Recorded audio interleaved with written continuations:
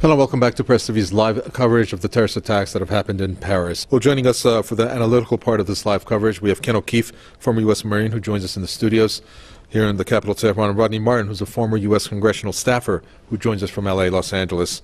Thank you, gentlemen. Ken O'Keefe, I'll start with you. This should, I would think, be a warning signal to some of the countries supporting the terrorists in the war in Syria, in particular the U.S., Turkey, and Saudi Arabia.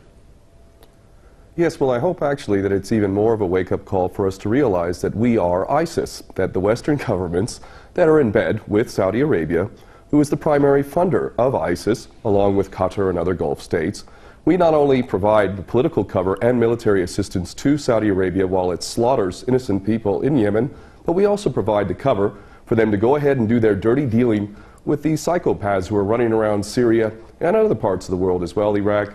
Let us remember that before the United States invaded Iraq, there was no Al-Qaeda in Iraq. Look at it today. Let us also remember that when Gaddafi was in power in Libya, there was very little Al-Qaeda. And in fact, now we look at it, and it's an absolute basket case full of these operatives. And we look to Syria as well as yet another example of where these problems were actually quite under control in terms of Al-Qaeda. In fact, Bashar al-Assad was assisting the United States, this is all on record, in a very meaningful way. In fact, many of the tortures that were being carried out were being done by Bashar al-Assad, or at least his regime, in order to extract information from people that we were supposedly fighting.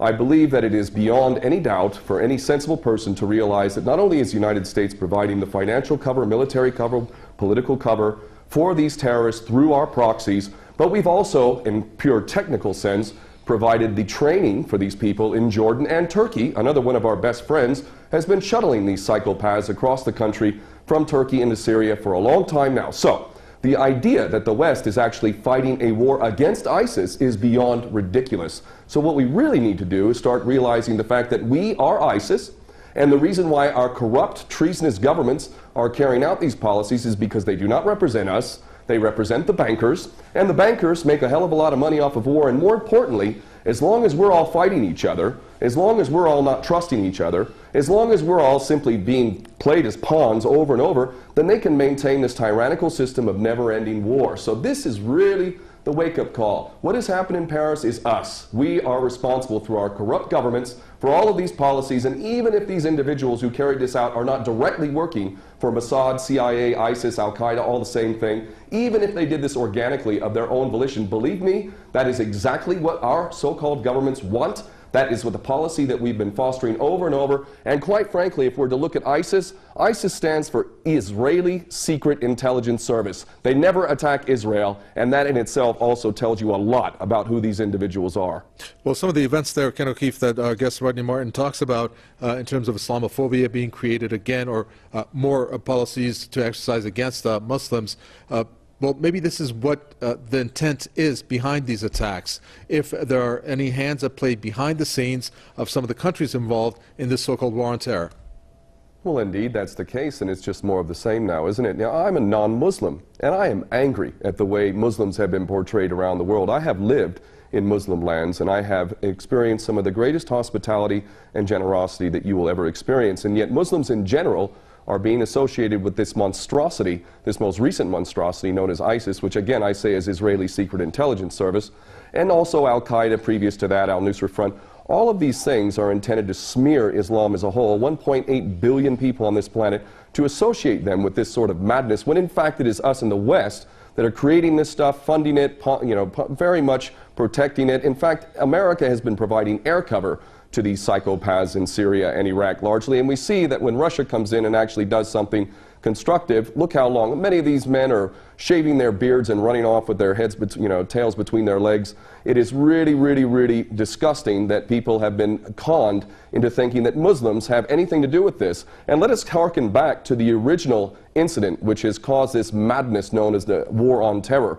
The so-called 19 hijackers in Osama bin Laden is one of the greatest fairy stories ever created. The idea that this man in a cave in Afghanistan on dialysis was masterminding this incredible operation in the United States with 19 so-called hijackers wielding box cutters Mohammed Atta among them, snorting cocaine and hanging out with strippers in Florida, that these people are responsible for this event in defiance of the greatest military machine in the history of mankind, never mind all of the evidence that's come forward that makes the official version of 9/11 beyond ridiculous. Muslims did not carry out 9/11. In fact, those who blame the Muslims, primarily the Jewish supremacist Zionist-controlled media of America and the government which is controlled by these Jewish supremacist Zionists in America, all of them parrot the same ridiculous, tired old line that Muslims are responsible. And this is an agenda which is intended to create a clash of civilizations. And if we are smart as people, we're going to see the agenda for what it is, and we're going to realize that those who are collaborating in this agenda need to be held to account for literal war crimes and crimes against humanity. And I'm including in that not just the politicians in the military, but those in the media who have perpetuated these lies, because there is no way that they could possibly believe this nonsense. These people have literally sold their soul to the service of the devil. This piece of breaking news that's at the bottom of the screen, Ken O'Keefe, that states, it's a message from Assad to Hollande. France suffered on Friday the brutality of terrorism that that has plagued Syria for more than 5 years.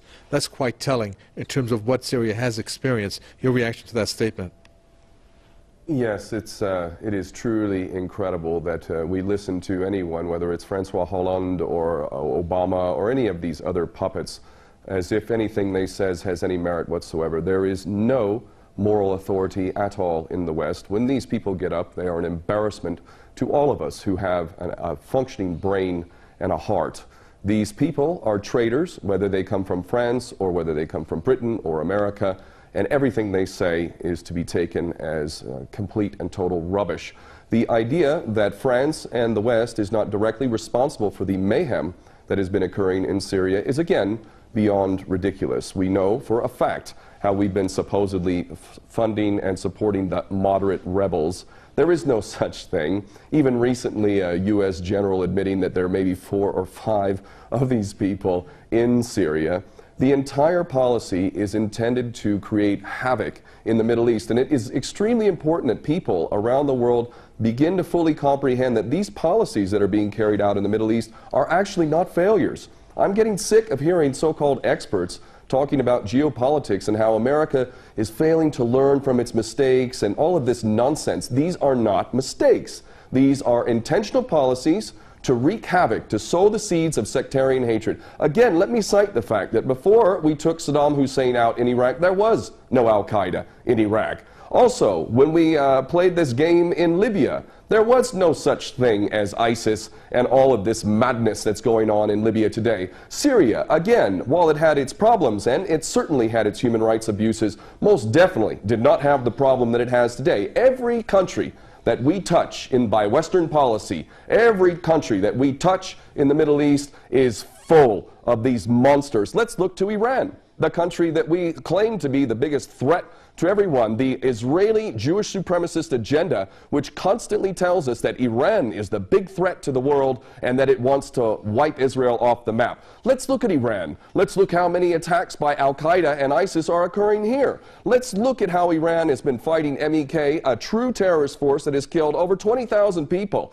in the last 20 years or so. This nation is fighting terrorism legitimately. It has provided sanctuary to Jews and Christians historically over the millennia. It has not indulged in any war for hundreds of years other than the imposed war in which we forced with our attack dog Saddam Hussein, and yet we are being told that Iran is the threat. Here I sit in Tehran, and I can tell you the threat from ISIS is next to none. And the reason why is because Iran is not a player in this nasty game in which Saudi Arabia, Qatar, other Gulf states, Turkey, Jordan, ourselves, Britain, France, all fund, train, support, and ultimately are responsible for these monsters running around in their latest branded name, ISIS, which I will repeat a third time stands for Israeli Secret Intelligence Service.